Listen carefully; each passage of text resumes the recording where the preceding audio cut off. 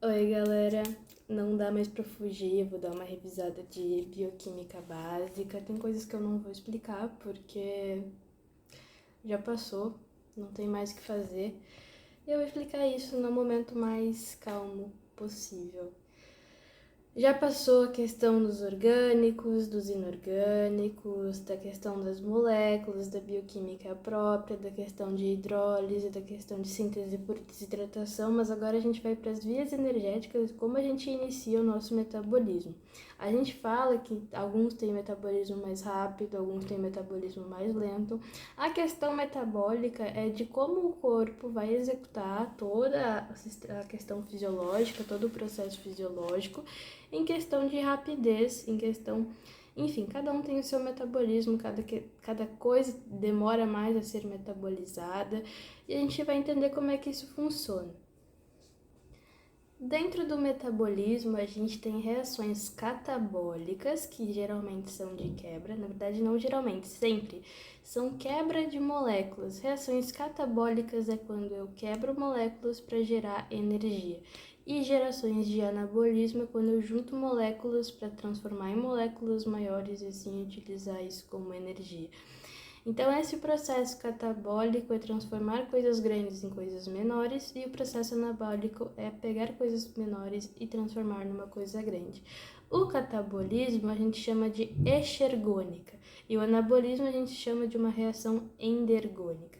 Reações exergônicas, que são catabólicas, liberam energia espontaneamente e estão associadas ao catabolismo, enquanto reações endergônicas absorvem energia não espontaneamente e são ligadas ao anabolismo, crescer. Anabolizantes, no caso, né? Reações anabolizantes. Exergônicas quebram moléculas, como por exemplo a respiração. Endergônicas produzem componentes celulares, como a síntese de proteínas movidas por ATP. Então, nessa questão, se utiliza o ATP como moeda de energia. Ok? Então, vamos recapitular com base nas minhas anotações aqui no meu caderninho. Como o metabolismo começa no organismo? Primeiro a gente entende o que é o metabolismo. O metabolismo é o conjunto de todas as reações químicas que acontecem dentro das células para manter a vida. Essas reações são divididas em dois grandes grupos, os catabólicos, tá? Reações que quebram moléculas grandes, essas moléculas liberar energia e são chamadas de reações exergônicas. Exemplo, a quebra da glicose, a quebra de gordura, quando eu preciso de energia com base na minha camada lipídica dos meus adipócitos, a quebra de proteínas por hidrólise, quando eu preciso quebrar as proteínas para usar como questão energética, e o anabolismo, que são as reações que constroem moléculas, consomem energias e consomem ATP e são chamadas de reações endergônicas. A síntese de proteína por síntese por desidratação, a formação de glicogênio a partir do consumo da glicose, a formação dos triglicerídeos quando eu construo então meu tecido adiposo. Então, o papel do ATP nesse resultado. O ATP ele funciona como moeda energética da célula. Para catabolizar, eu vou liberar ATP. Para anabolizar, eu vou consumir ATP. Então, o ATP é a própria energia intracelular, porque nós estamos falando de metabolismo intracelular, ou seja, acontece dentro da célula. Processo. Catabolismo quebra nutrientes, a energia liberada dessa quebra forma ATP e o ATP fornece energia para o anabolismo. Então, são processos que andam junto. Uma célula só possui aproximadamente 1 bilhão de moléculas de ATP e cada molécula dura menos que 1 minuto antes de ser usada. Por isso que a nossa mitocôndria, nossa organela responsável pela produção de ATP em 3 etapas, né, na questão da respiração aeróbica, vai ter que gerar ATP a todo minuto, e isso é uma questão de funcionamento da célula. Isso mostra que, como existe aproximadamente 1 bilhão de moléculas de ATP e duram menos que 1 minuto, isso mostra que o ATP é constantemente produzido e consumido. O metabolismo dos carboidratos, que é a primeira grande via energética. Como eu já falei num vídeo de fisiologia, quando a gente vai utilizar energia para seja qualquer funcionamento do nosso corpo, ação, a gente precisa utilizar da primeira fonte de energia, a primeira grande via energética a ser recrutada, que serão os nossos carboidratos. Tanto que os nossos neurônios só funcionam com base em carboidratos. Mas enfim, que vão gerar glicose e depois no nosso corpo vão se transformar em glicogênio. Segundo o material, tá? Os carboidratos da dieta são transformados em monossacarídeos, que são os monômeros de carboidrato, a menor unidade de um carboidrato. A etapa da digestão dos carboidratos e como vai funcionar essa questão de absorver a energia desses carboidratos. Primeiro, eu vou ingerir, óbvio. Esse alimento contém amido, sacarose, lactose, glicogênio, e esses são polissacarídeos ou disacarídeos. Disacarídeos, 2 monômeros de monossacarídeos, tá? E polissacarídeos, mais monômeros ainda de monossacarídeos. Enfim, a digestão. No sistema digestório vai ocorrer a hidrólise. Esses polissacarídeos, que estão juntinhos, vários monômeros de carboidrato estão juntinhos, no nosso sistema digestório vai acontecer a hidrólise desses sacarídeos, ou seja, toda molécula que está juntada por uma ligação glicosídica, eu acredito que seja o nome da ligação, entre os monômeros de carboidrato. Pesquisei e acertei. Vai acontecer então no nosso intestino a quebra dessa ligação que está unindo esses monômeros de carboidrato, que nada mais é do que uma ligação glicosídica formada por água. Quando eu quebro uma ligação glicosídica por hidrólise, então lise, eu ganho uma molécula de água nesse processo. Então ocorre por hidrólise. Os polissacarídeos ou disacarídeos, enzimas digestivas, tá? Que vão fazer essa questão da quebra, as enzimas digestivas vão fazer a quebra desses polissacarídeos em monossacarídeos através da hidrólise, e os principais monossacarídeos formados a partir da digestão de qualquer carboidrato comum serão glicose, frutose e galactose, glicose em 80%. O que vai acontecer depois disso? A absorção intestinal, porque é óbvio que o nosso intestino e nosso corpo não vai funcionar com moléculas grandes, ele precisou primeiro quebrar esses carboidratos para depois fazer a utilização. Aí ele vai partir para fazer a utilização, a absorção intestinal. A glicose vai entrar nas células intestinais por transporte ativo secundário. E o que é isso? É o movimento de substâncias através da membrana celular, contra o gradiente de concentração, porque é um transporte ativo, só que ele vai utilizar energia armazenada em um gradiente iônico, tá? Geralmente sódio, criado anteriormente pelo transporte ativo primário, sem consumir ATP diretamente. Ou seja, ele utiliza como energia, esse transporte ativo secundário, utiliza como energia os resíduos que são gerados pelo ATP, que foi usado em um transporte ativo primário, ok?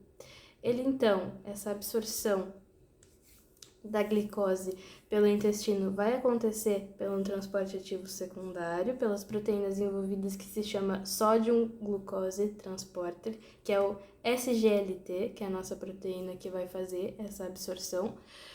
No processo, o nosso sódio vai entrar na célula e a glicose vai entrar junto, tá? Ambas as duas substâncias entram junto, esses são o tipo de transporte que a gente vai chamar de symporte. A energia vem do gradiente, tá, de sódio, porque a energia vem daquele gradiente que está ali junto com o sódio, os resíduos do ATP.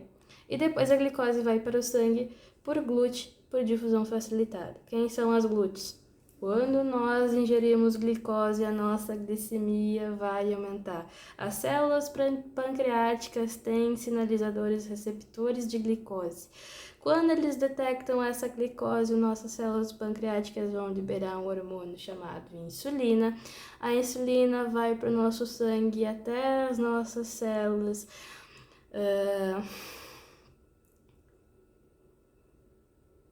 Até as nossas células do tecido muscular e tecido adiposo, que terão receptores para a insulina.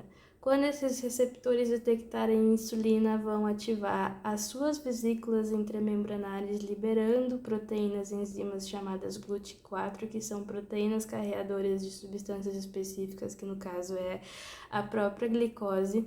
Vão se colocar na membrana plasmática da célula, do tecido adiposo e do tecido muscular e vão colocar a glicose para dentro da célula muscular e adiposa.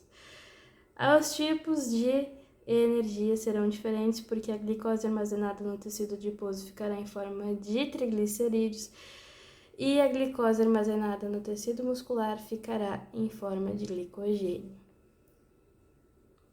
Mas isso não é bioquímica, isso é fisiologia. Distribuição da glicose. A glicose, então, chega aos tecidos e pode ter vários destinos.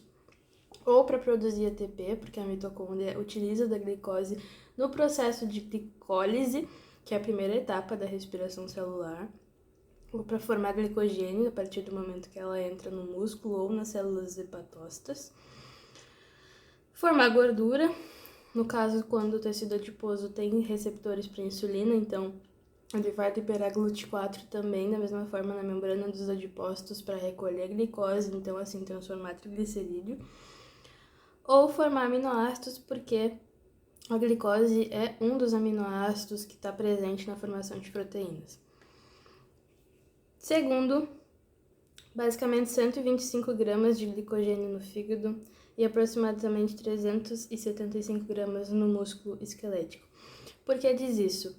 Porque a reserva de glicogênio, que é criada a partir da glicose que a gente ingere, vai estar presente nos hepatócitos na célula do fígado, porque é uma das reservas de glicogênio que a gente tem. A diferença é que a reserva de glicogênio que está presente no músculo, ela se junta, a glicose quando entra no músculo, ela se junta a uma enzima, que é um fosfato 6, não lembro o nome específico dela, mas isso transforma que a molécula de glicose fique um pouco maior do que como ela entrou e aí ela não consegue mais sair. Porque que é interessante para o músculo que a molécula de glicose não saia. Tanto para se transformar em energia depois para o músculo como glicogênio, mas porque o músculo ele precisa se mover, piscar, respirar, movimentos peristálticos do intestino, batimento do coração, tudo isso eu preciso de energia, tudo isso eu preciso de glicose, então é muito ruim para o músculo, que é uma coisa muito grande, que é basicamente completamente quase todo o nosso corpo, que ele precisa de energia e ele não de vida. Agora, a partir do momento que eu preciso para o resto do meu corpo para realizar tarefas metabólicas que eu não tenho glicogênio suficiente, eu tenho uma reserva de aproximadamente 125 gramas de glicogênio nos meus hepatócitos no fígado. Que aí essa glicose não vai se juntar àquela enzima e vai permanecer podendo sair e entrar a hora que quiser. Por que quando eu falei que quando a gente come glicose, quando a gente ingere glicose, somente as nossas células adipócitas e nossas células musculares possuem a enzima, proteína enzima GLUT4? Porque a GLUT4 é dependente de insulina. Então, quando eu aumento a minha glicemia e o meu pâncreas libera insulina, as que são dependentes de insulina, no caso a enzima GLUT4, vai se colocar na membrana da célula do tecido adiposo e do tecido muscular. Isso porque ele vai ter que fazer uma liberação dessa enzima da GLUT4, que está numa vesícula dentro da célula e vai ter que colocá-la numa membrana toda vez que a minha glicemia aumentar e eu precisar pegar essa glicose e colocar em algum lugar. Então eu vou ter que recrutar, chamar a GLUT4 para que ela trabalhe. Ah, tudo bem, mas o fígado também não tem reserva de glicogênio? Tem. Só que no fígado não tem GLUT4, tem a GLUT2, e a GLUT2 ela sempre vai estar ali na membrana, ela não vai ter que ser recrutada. Então a passagem de glicose para entrar e para sair é muito mais fácil, ok? Beleza. Catabolismo da glicose. A gente faz o catabolismo da glicose na glicólise, que é a primeira etapa da respiração celular. Por quê? Porque agora começa a principal via de produção de energia de toda a célula. Então, 4 etapas principais, a sequência cronológica da respiração celular, quem que produz a respiração, quem faz a respiração celular, mitocôndria. Tanto é que a mitocôndria, na origem evolutiva dela, ela era uma célula procarionte que se enfiou dentro de outra célula procarionte e a partir da evolução ela passou então a fazer o trabalho de respiração para uma célula que antes era anaeróbica. E ela, como a partir da vinda do oxigênio na face terrestre, algumas células procariontes se especializaram em conseguir fazer essa própria respiração aeróbica. E as que não conseguiam, as que conseguiam entravam dentro das que não conseguiam e foram se especializando na questão da respiração. E no caso, não se duvida que isso exista, porque o DNA da mitocôndria é outro. A mitocôndria tem o seu próprio DNA, então ela era uma célula procarionte que invaginou, endocitou para dentro de outra célula procarionte e evoluiu até ela se tornar uma organela. Impressionante. Tanto é que nós seres humanos, só herdamos nossas mitocôndrias das nossas mães, porque elas já estão presentes no óvulo. Incrível. Ok, a sequência cronológica da respiração celular. A primeira etapa é a glicólise. Ela é uma primeira etapa impressionantemente, anaeróbica. Por quê? Porque ela acontece no citosol, ela não acontece dentro da mitocôndria. A segunda etapa é a formação do acetil-CoA, a terceira etapa é o ciclo de Krebs e a quarta etapa é a cadeia transportadora de elétrons ou cadeia respiratória. Glicólise, primeira etapa. Local, citoplasma da célula. E citosol, qual que é a diferença de citosol e citoplasma? Citosol é apenas o líquido que está dentro da célula, consequentemente o próprio líquido, e o citoplasma é o líquido, esse líquido mais as organelas. Uma pequena diferença, mas que pode fazer tu errar numa hora de prova. Importante, a glicólise não vai precisar de oxigênio para acontecer. Então, a glicose vai entrar na célula. Ok, entrou na célula, atravessou a membrana plasmática, entrou na célula. A glicose, então, vai receber fosfato. Vira glicose 6-fosfato. Várias reações enzimáticas vão ocorrer e a molécula se divide em duas. Essa glicose 6-fosfato vai virar 2-piruvato. Porque a glicose 6-fosfato dividida em 2 vira 2-piruvato. Essa quebra em 2-piruvato vai gerar uma produção energética de 2 ATPs líquidos e 2 NAD, que é outra molécula. Vai acontecer a formação do acetil-CoA. Agora esse piruvato, 2-piruvato, vão entrar na mitocôndria. Lá ele vai sofrer uma descarboxilação, tá? Porque a glicose vai perder parte do carbono dela, né? Porque a molécula de glicose tem carbono, é uma molécula orgânica, é óbvio. O piruvato vai sofrer uma descarboxilação, ele vai liberar gás carbônico e formar então um acetil-CoA, que já é uma molécula de piruvato sem a parte do carbono. Esse processo vai liga a glicólise ao ciclo de Krebs. Ciclo de Krebs. Ciclo do ácido cítrico. Local, na matriz mitocondrial, que é o próprio líquido, a própria matriz de dentro da mitocôndria. O acetil-CoA vai entrar nesse ciclo, ele vai reagir com o oxalacetato e formar citrato. O ciclo continua regenerando o oxalacetato e produzindo produtos gerados. Vai gerar NAD, FAD, CO2 e ATP. O CO2 produzido é eliminado na respiração. Tá? Então, vai produzir 2 ATPs na glicólise e 2 ATPs na matriz mitocondrial no ciclo de Krebs. A última é a cadeia transportadora de elétrons, a última etapa, ou cadeia respiratória, e vai acontecer na membrana interna da mitocôndria, nas cristas mitocondriais. Essa etapa produz a maior parte do ATP, porque o NAD e o FAD vão liberar elétrons, os elétrons vão passar por proteínas de membrana, a energia liberada vai bombear hidrogênio, forma gradiente de prótons e o hidrogênio volta pela ATP sintase. É um processo químico muito grande, mas toda essa questão de nomezinhos não vai cair. O importante é tu entender que o que antes era ADP, mais o piruvato vai virar ATP. Esse processo chama-se quimiosmose. Produção final aproximada de 30 a 32 ATP por glicose. Então, numa recapitulação, a glicose ocorre no citosol, quebra a glicose em 2 moléculas de piruvato, gerando 2 ATP. O ciclo de Krebs ou o ciclo do ácido cítrico ocorre na matriz mitocondrial, oxida o piruvato, liberando gás carbônico e gerando elétrons para as seguintes etapas, com saldo de 2 ATPs. E na cadeia respiratória, ocorre nas cristras mitocondriais, onde o oxigênio é o aceptor final de elétrons, produzindo a maior parte da energia, cerca de 32 a 34 ATPs. Então, a equação geral vai formar mais ou menos 38 ATPs. ATPs esses que vão ter que ser continuamente produzidos porque são consumidos em cerca de 1 minuto. Beleza, entendemos mais ou menos como é que funciona. Ok, o que acontece durante o jejum, que se chama gliconeogênese?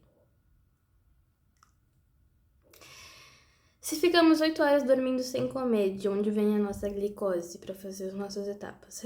Resposta, nossa gliconeogênese, que é a formação de glicose quando a gente não tem a ingestão de glicose. O que é a gliconeogênese? É o corpo formando glicose a partir, tipo assim, do teu glicogênio armazenado, quebrando o glicogênio armazenado e voltando a transformar em glicose.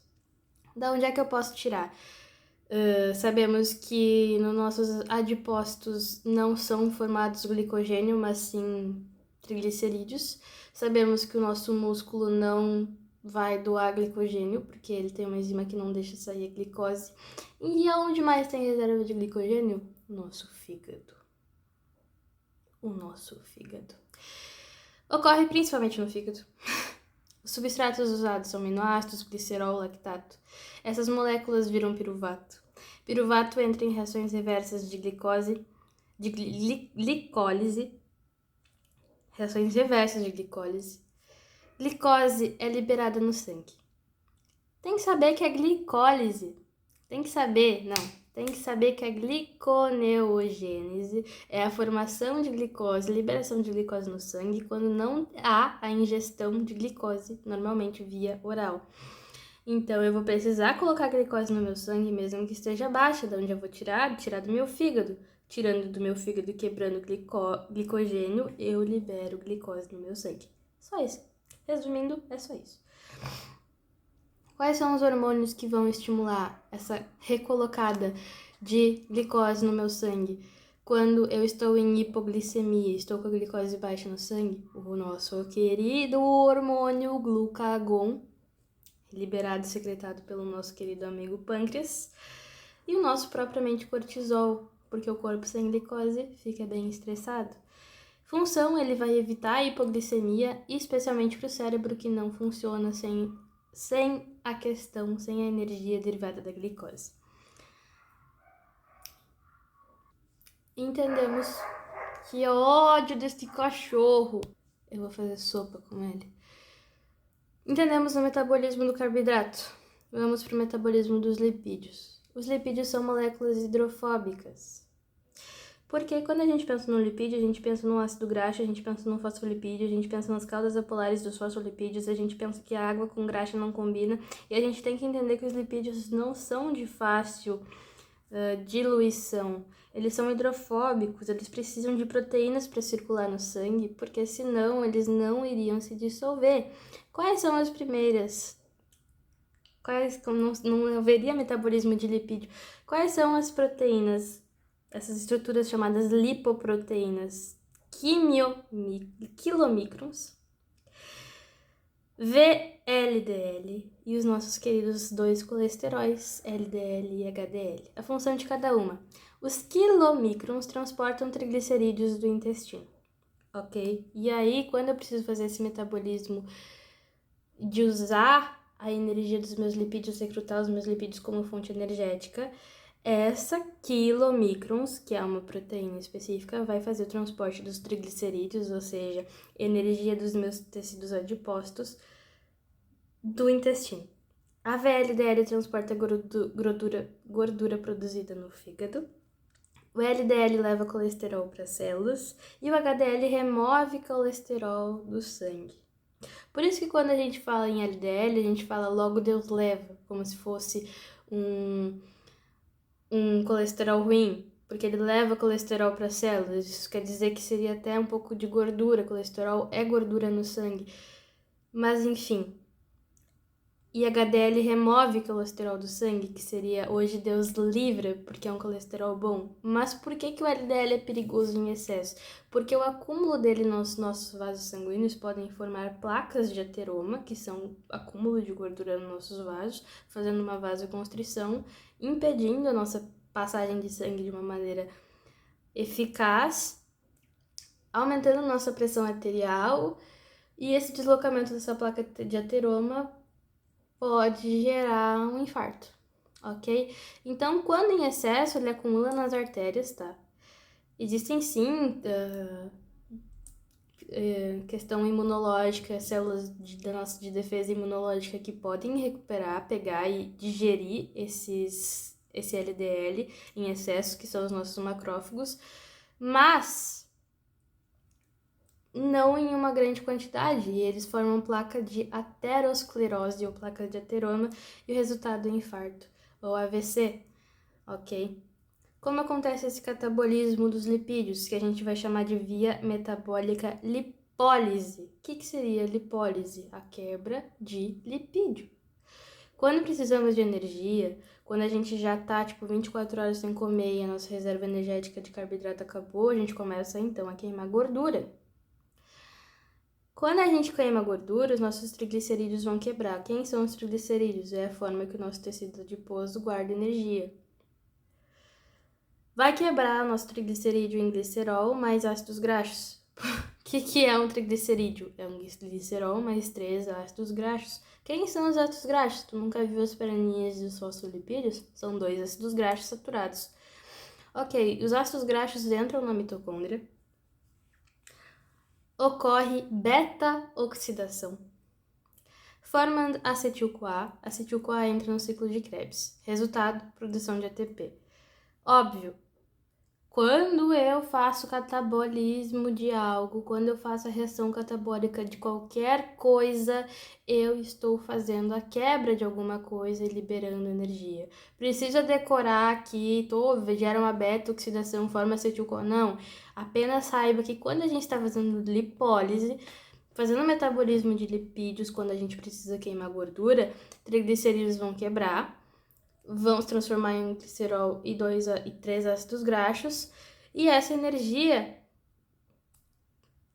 dessa quebra vai gerar e vai fazer a produção de ATP. Quem faz o metabolismo? A mitocôndria vai fazer o metabolismo disso, mas tudo bem.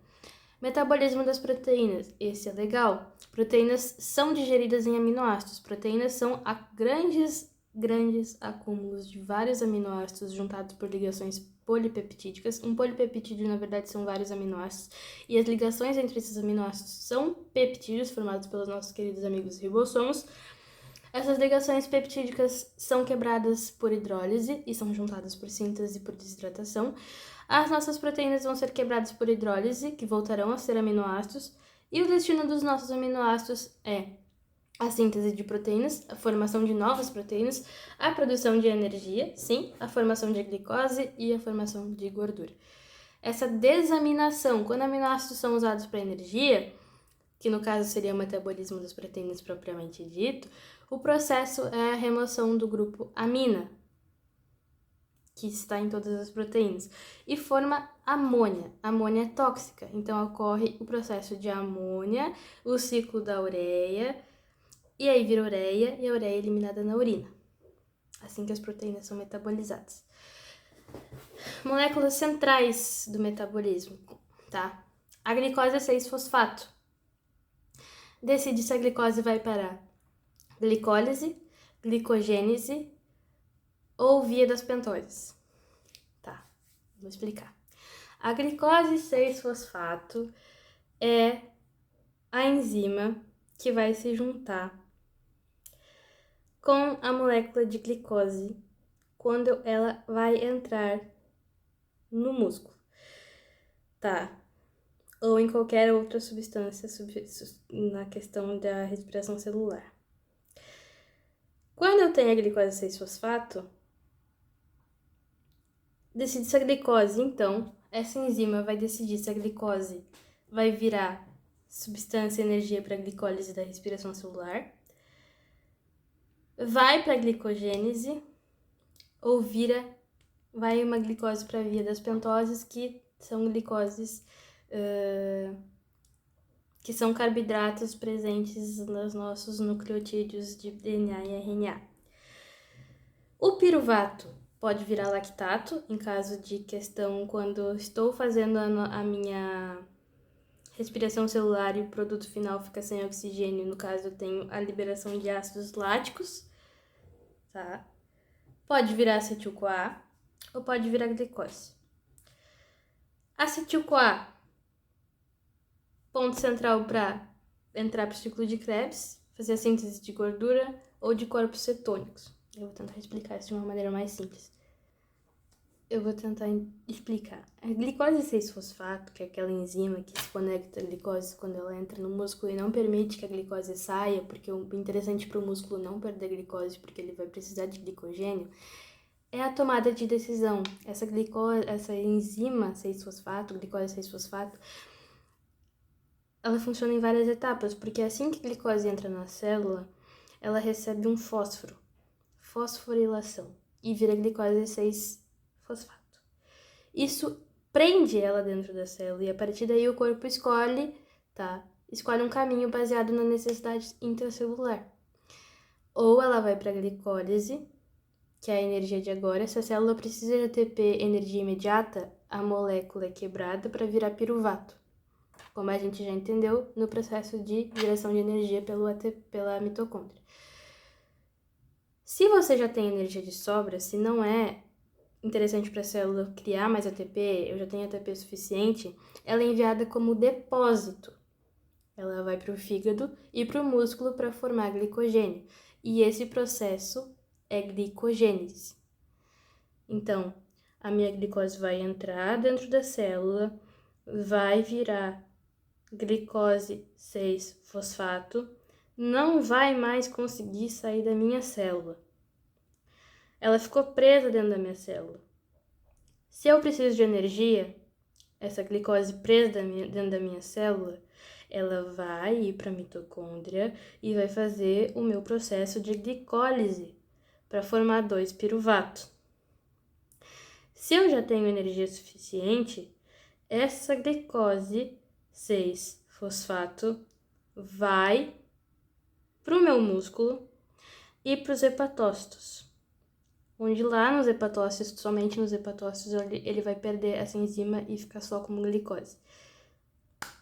Porque daí ele vai poder transitar e fazer essa doação, mas esse é outro processo. Essa questão de estocar essa glicose no músculo e no fígado é glicogênese. Se o corpo precisa fabricar DNA ou gorduras, ela vai para essa via que gera matéria-prima.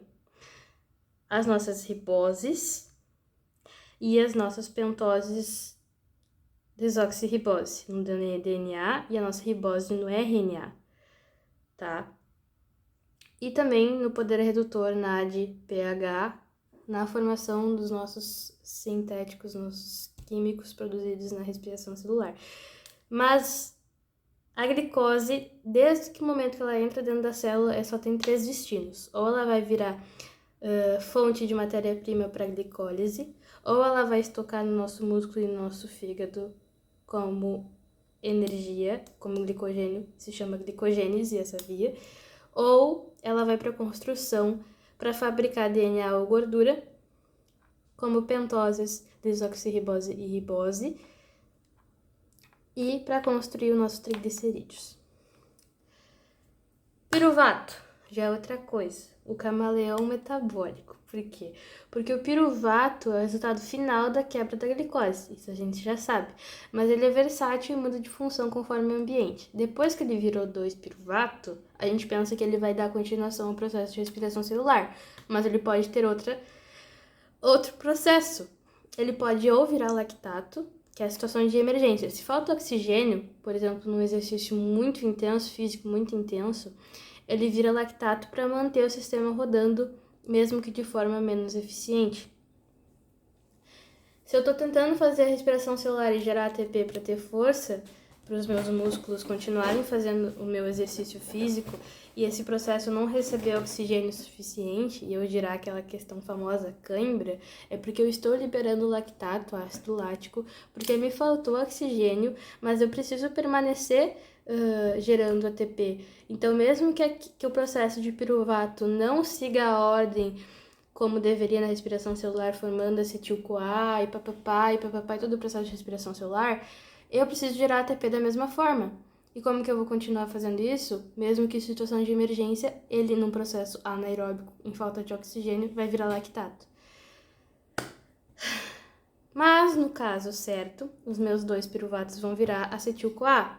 Se há oxigênio, ele vai entrar na mitocôndria e vai virar acetil-CoA para gerar muita energia, como a gente já viu. E também, nosso piruvato pode virar glicose de volta, em questão de reciclagem. Através da gliconeogênese, o piruvato pode subir a escada de volta e se transformar em glicose novamente se o açúcar no sangue estiver baixo, porque a gliconeogênese é a retirada de glicose das nossas células hepáticas, quando falta glicose no sangue em situação de hipoglicemia. Então, eu vou lá,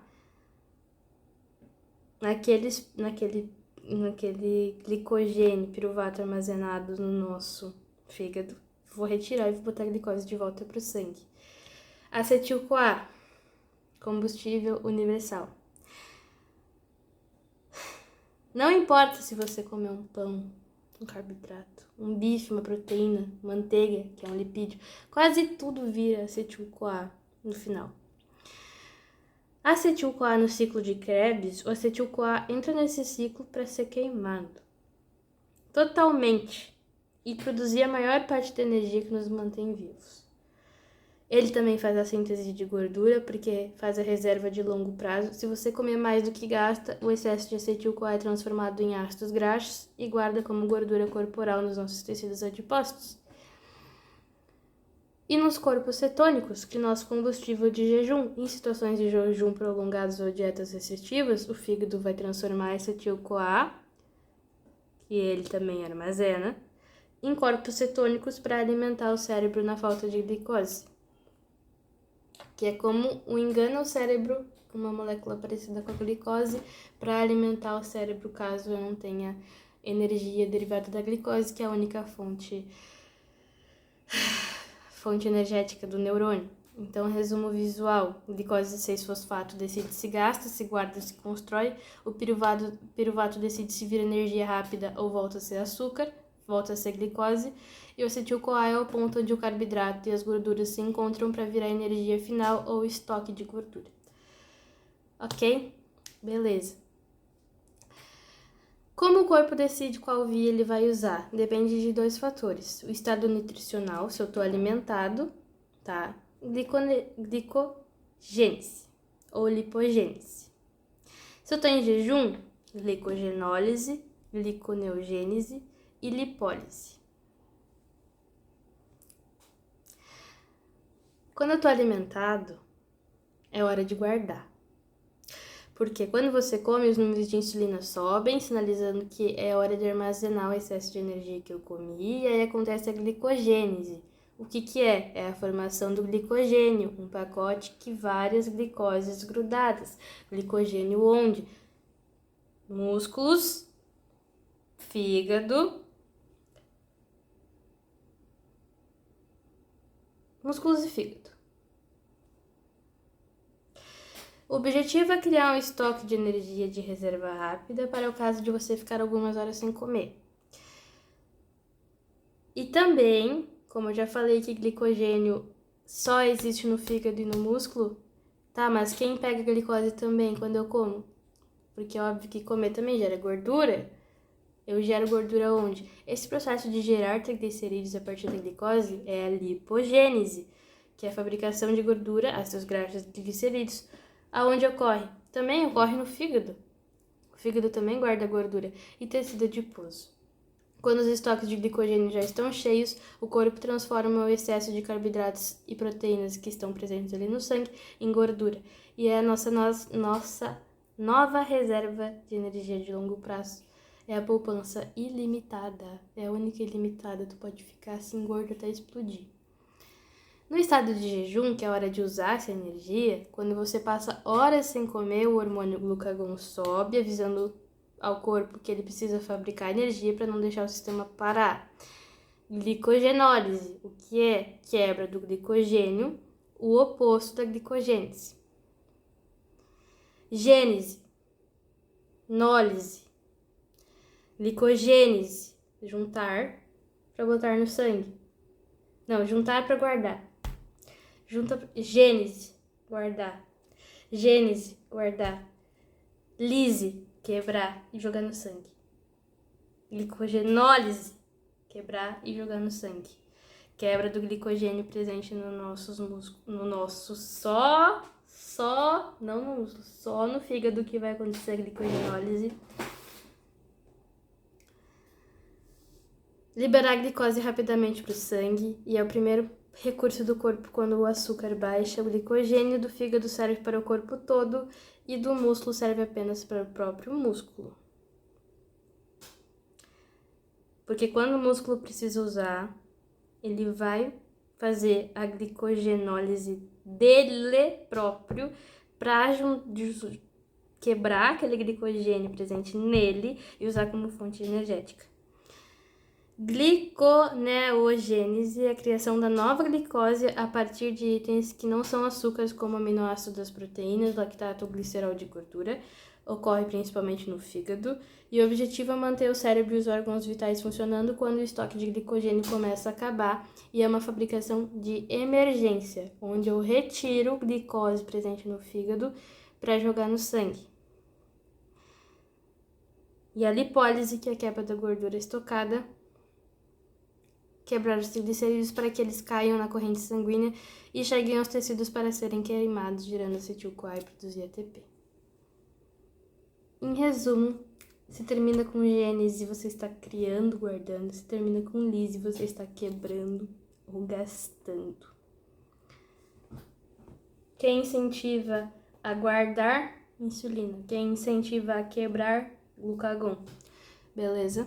Beleza. Hormônios. Insulina tem a ver com armazenamento. Glucagon tem a ver com liberação de energia. Adrenalina, emergências energéticas. E cortisol aumenta a gliconeogênese. Guarda glicose.